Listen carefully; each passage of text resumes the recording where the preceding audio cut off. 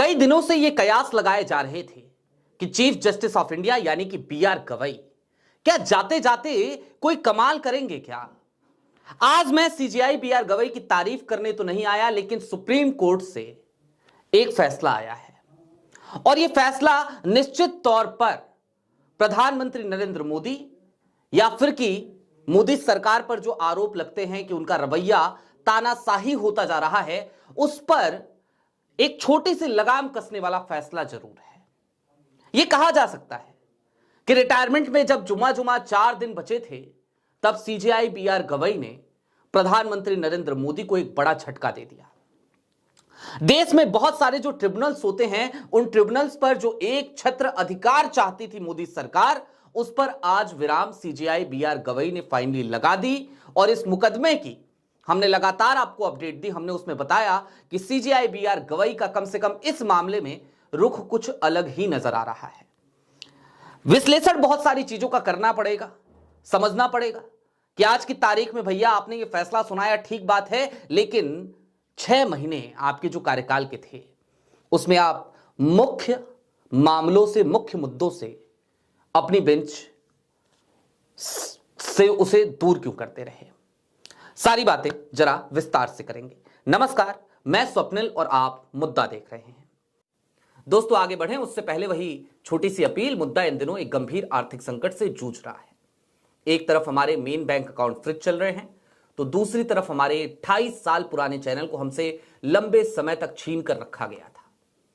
लिहाजा आज की तारीख में डे टू डे ऑपरेशंस में मुद्दा को कुछ मुश्किलों का सामना करना पड़ता है। ऐसे में आपसे अपील है, यदि आप चाहें, यदि आप सक्षम हो, तो मुद्दा की छोटी छोटी मदद जरूर कीजिएगा। इसके लिए आप स्क्रीन पर दिख रहे क्यूआर कोड या फिर के नीचे दिख रहे यूपीआई नंबर का इस्तेमाल कर सकते हैं। अब आगे बढ़ते हैं। दोस्तों, आपकी स्क्रीन पर दैनिक भास्कर की एक खबर है। सुप्रीम कोर्ट बोला, संसद हमारे फैसले नहीं पलट सकती। ट्रिब्यूनल रिफॉर्म एक्ट 2021 के प्रावधान रद्द किए, कहा 4 महीने के भीतर कमीशन बनाए। अब दोस्तों, ये जो पूरा मामला है ना ट्रिब्यूनल एक्ट का, मैंने आपको बताया था और मैंने आपको एक उदाहरण भी दिया था काफी पहले, जब इस मामले पर एक अपडेट मैंने दी थी और मैंने बताया था कैसे सॉलिसिटर जनरल वो बार बार अदालत से समय मांग रहे थे और इस पर सीजेआई बीआर गवई भड़क गए थे। यहां तक कह दिया था कि भैया बता दीजिए कि 24 नवंबर के बाद सुनना हो तो फिर तभी सुनवाई कर लेंगे, क्योंकि ये वो तारीख है जब देश के मुख्य न्यायाधीश बीआर गवई रिटायर हो रहे हैं। अब आज की तारीख में क्या हुआ, तो आज की तारीख में सुप्रीम कोर्ट ने केंद्र सरकार के ट्रिब्यूनल रिफॉर्म एक्ट 2021 के कई महत्वपूर्ण प्रावधानों को रद्द कर दिया है। कोर्ट ने साफ कहा कि ये जो संसद है ना, ये मामूली बदलाव करके कोर्ट के फैसले को नहीं बदल सकती। कोर्ट ने कहा कि सरकार ने वही प्रावधान कानून में फिर से डाल दिए जिन्हें पहले भी कोर्ट ने खारिज किया था। सीजेआई बीआर गवई और के विनोद चंद्रन की यह बेंच थी और उन्होंने 137 पेज का आज फैसला सुनाया। 11 नवंबर को यह सुनवाई पूरी हो गई थी, उसके बाद फैसला सुरक्षित रखा गया था। और यह मामला आजकल का नहीं है, यह मामला है 2020 का। 2020 में सुप्रीम कोर्ट ने ट्रिब्यूनल के अध्यक्ष और सदस्यों का कार्यकाल 5 साल तक तय किया था। सरकार 2021 में नया कानून लेकर आई और कार्यकाल 4 साल कर दिया।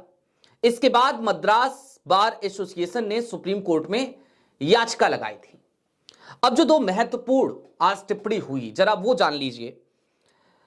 सुप्रीम कोर्ट ने क्या क्या कहा। पहले तो मैंने आपको बताया, सुप्रीम कोर्ट ने कहा केंद्र सरकार बार बार उन्हीं प्रावधानों को ला रही है जिन्हें अदालत पहले ही गलत ठहरा चुकी है।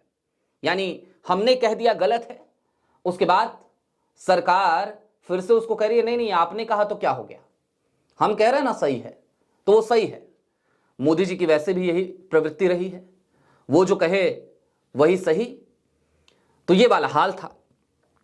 दूसरा, उन्होंने एक महत्वपूर्ण टिप्पणी और करी सुप्रीम कोर्ट ने, और वो टिप्पणी थी कि न्यायपालिका की स्वतंत्रता सुनिश्चित करने के लिए लंबी अवधि और पारदर्शी नियुक्ति प्रक्रिया जरूरी है।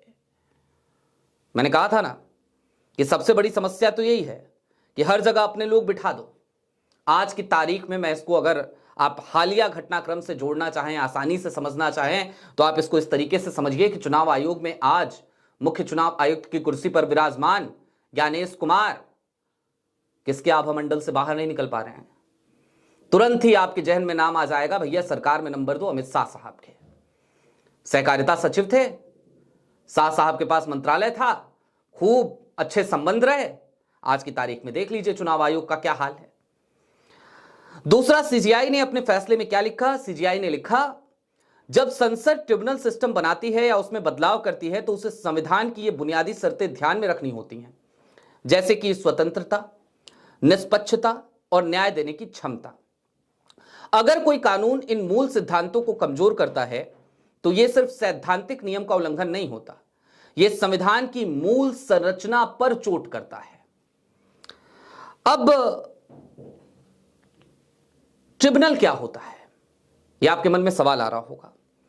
भारत में अलग अलग क्षेत्रों के लिए कई प्रकार के ट्रिब्यूनल बनाए गए हैं। जैसे ये तमाम ट्रिब्यूनल विशेष अदालतों की तरह काम करते हैं। मैं आपको याद दिला दूं, 2024 का लोकसभा चुनाव चल रहा था और आपको याद होगा उस वक्त पे भारतीय राष्ट्रीय कांग्रेस, मुख्य विपक्षी दल, इनकम टैक्स का एक केस और उसके बाद से मुख्य विपक्षी दल के कई खाते फ्रीज कर दिए गए थे। उस समय मामला ट्रिब्यूनल में ही गया था। तो ये ट्रिब्यूनल जो है, इनकम टैक्स ट्रिब्यूनल में उस समय यह मामला गया था। और कुल मिलाकर अब इसे इस तरीके से समझिए, मैंने कहा था ना, समीक्षा इस बात की भी करेंगे कि भाई ठीक है, आज आपने एक अच्छा फैसला सुनाया, अपने कार्यकाल के दौरान आपने बहुत सारे अच्छे फैसले सुनाए, मैं ऐसा नहीं कहता, लेकिन अगर ऐसा है तो फिर संजीव खन्ना साहब के कार्यकाल के दौरान तो कुछ अलग ही हमने देखा था। संजीव खन्ना साहब महत्वपूर्ण मुद्दों को सुनते भी थे और कई अच्छे फैसले सुनाए, शायद बीआर गवई साहब से भी कहीं ज्यादा अच्छे फैसले। हालांकि उनसे भी कुछ शिकायतें हैं। जिस वक्त पे शाह साहब के खास सांसद निशिकांत दुबे उल जुलूल बयान दे रहे थे, उस समय चाहिए था कि उनको बुला के कटघरे में खड़ा कर लेते और मानना की कार्रवाई होनी चाहिए थी उनपे, वो संजीव खन्ना साहब नहीं कर पाए। आज की तारीख में न्यायपालिका का हाल कुल मिलाकर वही है। जाहिर सी बात है, स्थितियां बद से बदतर चल रही हैं। लेकिन एक सवाल चलते चलते मैं जरूर उठाऊंगा, जरूर पूछूंगा, और यह सवाल मैं आप दर्शकों के भरोसे छोड़ूंगा। इस देश में एक मुख्य न्यायाधीश हुए, उनका नाम हुआ डीवाई चंद्रचूड़। जब तक पद पे रहे तब तक तो शुरुआती दिनों में खूब तारीफें हुई, बाद में खूब आलोचना हुई, लेकिन जब रिटायर होने वाले थे तो उस वक्त पे, उस दरमियान डीवाई चंद्रचूड़ साहब एक साक्षात्कार के दौरान ये कहते हुए पाए गए थे, ऐसे लोग पाए जाते हैं, पाए गए थे कि भाई मुझे ये चिंता होती है कि मेरे रिटायरमेंट के बाद, मेरे कार्यकाल के खत्म हो जाने के बाद लोग मुझे किस तरीके से याद रखेंगे। आज की तारीख में बीआर गवई साहब को लेकर मुझे चिंता होती है। मैं पर्सनली बता रहा हूं, मुझे चिंता होती है। क्यों होती है, अब जरा वो समझिए। जब संजीव खन्ना साहब के बाद बीआर गवई साहब का कार्यकाल शुरू होने वाला था और यह तय था खन्ना साहब के बाद कि भाई बीआर गवई साहब बनेंगे, तो हम उनकी विरासत देखा करते थे। हम देखा करते थे उस समय कि भाई उनकी विरासत जाके बाबा साहेब भीमराव अंबेडकर से जुड़ जाती है। हम उनकी साफगोई देखा करते थे। हम देखा करते थे कि जब राहुल गांधी का मोदी सर ने मामला इनकी बेंच के पास पहुंचा तो इन्होंने बड़ी साफगोई से यह कहा कि मैं इस बेंच से अलग होना चाहता हूं, मैं इस मामले की सुनवाई नहीं करना चाहता, क्योंकि मेरी जो पारिवारिक पृष्ठभूमि है उसका कांग्रेस से जुड़ाव रहा है, तो कहीं ऐसा ना हो कि कॉन्फ्लिक्ट ऑफ इंटरेस्ट लगे किसी को मेरे फैसले में। हालांकि दोनों पक्षों ने कहा नहीं, हमें आप पे पूरा भरोसा है। उसके बाद इन्होंने उस मामले की सुनवाई करी थी, तो हमें वो साफगोई याद आती थी।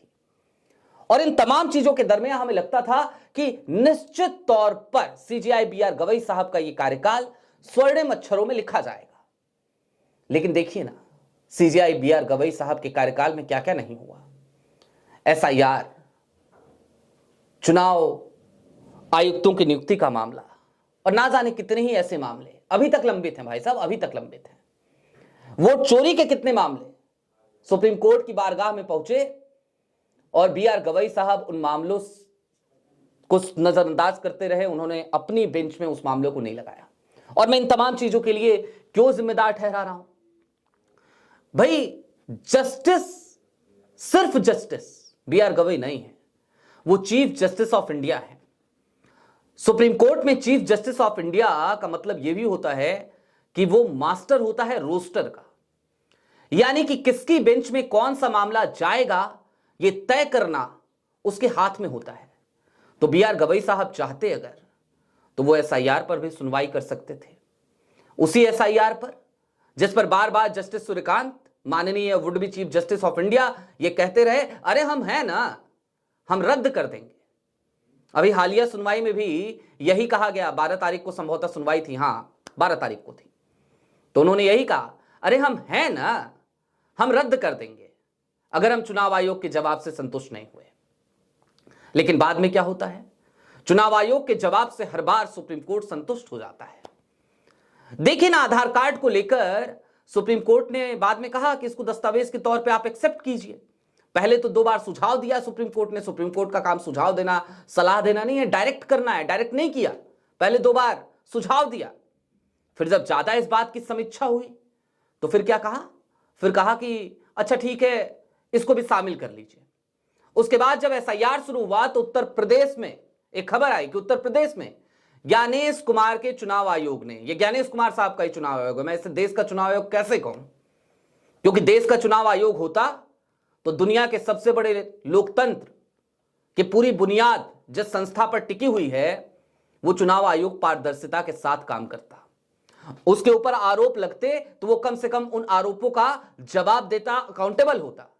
लेकिन जिस चुनाव आयोग को अपनी अकाउंटेबिलिटी ही नहीं माननी है, जिस चुनाव आयोग को गलदोदई करनी है, थिथरई करनी है, बेशर्मी बेहयाई पे जो आयोग उतरा हुआ हो, उसको मैं देश का चुनाव आयोग कैसे कहूं? मैं नहीं कह सकता, माफ कीजिए मुझे। तो चुनाव आयोग ने उत्तर प्रदेश में तमाम जिलाधिकारियों को यह मैसेज भेजे हैं कि भैया आधार कार्ड से काम नहीं चलेगा। सुप्रीम कोर्ट ने डायरेक्ट किया था बिहार एसआईआर में, उसके बाद भी यह हाल चल रहा है। तो यह है हाल, और इस हालात के लिए जिम्मेदार किसे ठहराया जाए? CJI B R. गवई साहब, आप रिटायर हो रहे हैं, आपको ढेर सारी शुभकामनाएं। आज का आपका फैसला निश्चित तौर पर एक अच्छी मिसाल है, लेकिन यह और ज्यादा सुखदाई होता कि आपके पूरे कार्यकाल के दौरान इस तरीके के फैसले हमारे सामने आए होते। हमें कम से कम यह महसूस होता कि बाबा साहेब भीमराव अंबेडकर की विरासत से जुड़े हुए सीजेआई बी.आर. गवई इस देश के मुख्य न्यायाधीश थे, तो उनका वो समय स्वर्णिम युग रहा न्यायपालिका के लिए। इसी आखिरी कमेंट के साथ मुझे दीजिए इजाजत अभी के लिए। चलते चलते फिर वही अपील, चैनल पर नए हो तो सब्सक्राइब करते हुए जाइएगा। मुद्दा लगातार यूं ही आपके बीच आता रहेगा, बेबाकी से अपनी बात रखता रहेगा। बहुत शुक्रिया।